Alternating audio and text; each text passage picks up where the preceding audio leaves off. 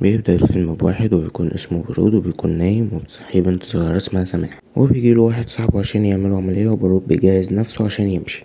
بعد كده بنشوف واحدة اسمها أمينة وبتكون محامية وبترجع لواحدة شغالة عندها عشان تترافع مكانها لأنها مش عايزة تترافع عن القضية لأنها بنت واحد غني اسمه علي الهواري، وبتكون مش عايزة تستغل اسم أبوها. بعد كده بنشوف بارود وهو رايح للمهمة، وبعد كده صاحبه بيدي العيال الصغيرة بومب وصواريخ عشان يفرقعهم والناس متسمعش صوت ضرب النار، وده طبعا الأسلوب اللي بيستخدموه في أي عملية. وبنشوف بارود رايح لواحد اسمه علي الهواري وبيكون أبو أمينة، وبيكلمه علي وبيقوله كلام القهوة كده ملوش معنى، ويقوله إن القهوة هي التحويجة وإن التحويجة هي دي كلمة السر، وركز في الكلام ده كويس عشان هنحتاجه قدام.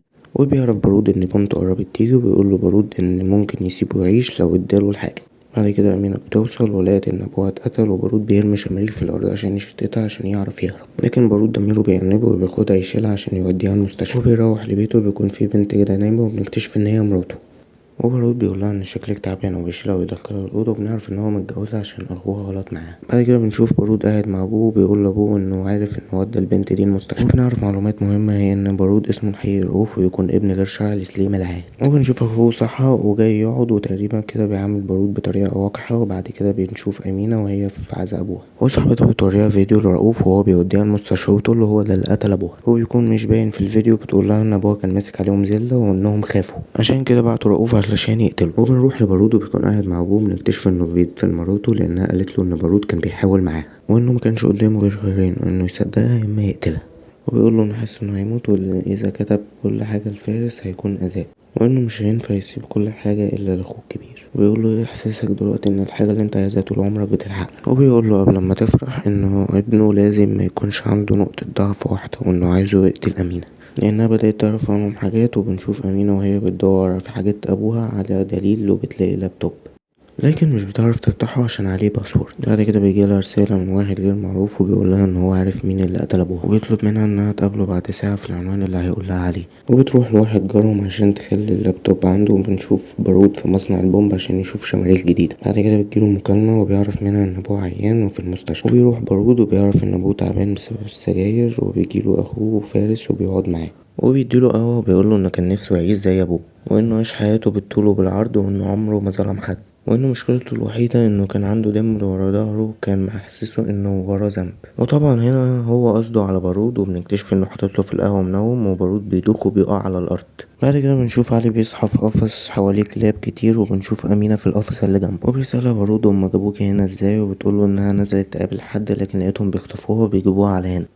بعد كده بارود بيخرج من القفص وبيخرج أمينة وبيفجر الباب علشان يطلعوا، بيلاقوا رجالة فارس كلهم قاعدين برا، وبيحذرهم بارود وبيقولهم يسيبوه ويمشي عشان يخليهم عايشين، لكن ما بيسمعوش كلامه وهجموا عليه. لكن بارود بيرمي بومب في الأرض والكلاب بتيجي عشان تعضهم كل ما يرمي بومب عليهم، وبيضربوا بعض. واحد بيضرب نار على المخزن البارود وبيفجر المكان كله، لكن بارود وأمينة بينجوا من الانفجار. ولما بيطلعوا برا بيلاقوا شهاب، وبيقول شهاب لبارود انه هيساعده، ده لان بارود انقذ حياته قبل كده. وبيقول له بارود انه هياخد أمينة معاه لغاية لما يلاقي الحاجات اللي ماسكاها على ابوه ويرجعها عشان ابوه لما يفوق يكتبه باسمه وبعد كده يقتلها.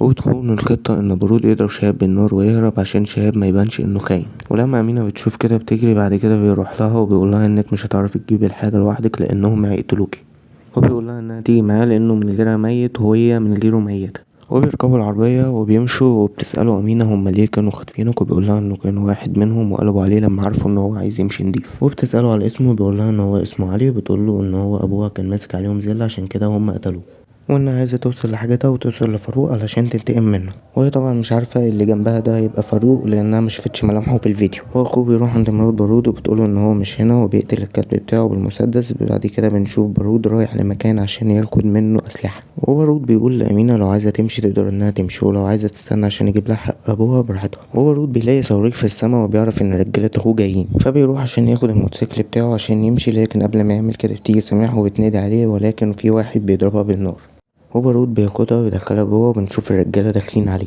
وبيبدأوا يضربوا بعض، وبارود بيهزمهم كلهم، وبيودي سماح لابوها عشان يوديها المستشفى. وبيروح لأمينة وبيركبها معاه الموتوسيكل وبيمشوا، وبيجروا وراهم، وأمينة بتصاب طلقة في ظهرها. لكن بارود بيفلت منهم وبيروح عند واحد اسمه مهدي، وبنكتشف انه يبقى جد بارود. وبيبدأ بارود يشتكيله وبيقوله ان هو جه هنا عشان الدنيا مزنقة معاه والناس بتطارده.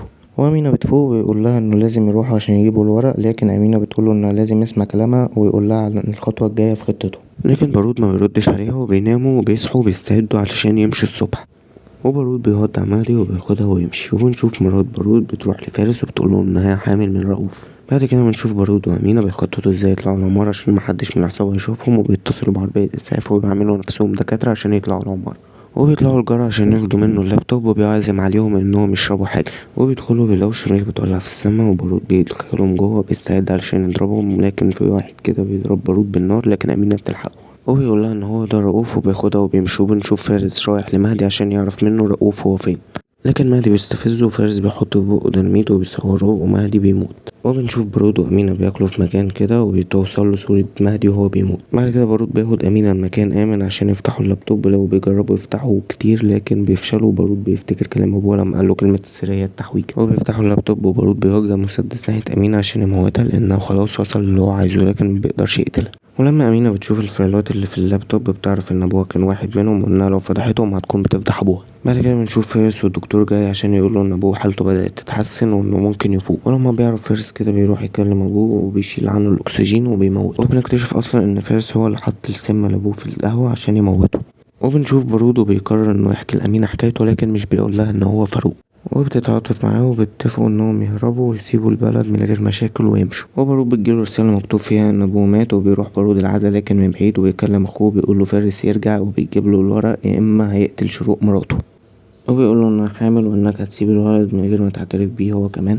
وبيودي أمينة للمطار عشان يودعها، وبتسأله أمينة إن هو قلبوا عليه ليه في الأول. وبيقولها إنهم كانوا عايزين نقتلك، وبيقولها إنه معملش كده لأنه مكانش عايز يقتل تاني. وأمينة بيجيلها مكالمة من صاحبته وبتقولها إن عرفت حاجات كتير عن رؤوف وإنها تبعتله صورته. وبارود بيحدد ميعاد لفارس عشان يجي ويجيب معاه شروق مقابل إنه يديله اللابتوب، ولكن بيجيله أمينة وبترفع عليه مسدس وبتقوله إنها عرفت إنه قتل أبوها، وبيقولها تمشي قبل ما فارس يجي. لكن فارس بيجي وبيكون معاه شروق. بارود بيقول لفارس إنه ياخد اللابتوب ويمشي، ولكن فارس بيكون عايز يقتل أمينة وبارود ما بيقدرش. شروق بتستفز فارس بتقوله انه ما يقدرش يقتلها لكن فارس بيقتلها. بعدها بارود بيقتله وأمينة بتوجه المسدس ناحية بارود، لكن رجالة فارس بيدخلوا وبيضربوا عليهم نار، وبارود بيجيهم بالشماريخ وبيقضي عليهم وبيقول لأمينة انها تهرب. وشهاب بيجي ويضرب بارود بس أمينة بتيجي وبتضربه بمسدس وشهاب بيموت. بعد كده بينجوا بحياتهم وبيسافروا وبيفتحوا محل كب كيك وبيخلص الفيلم على كده.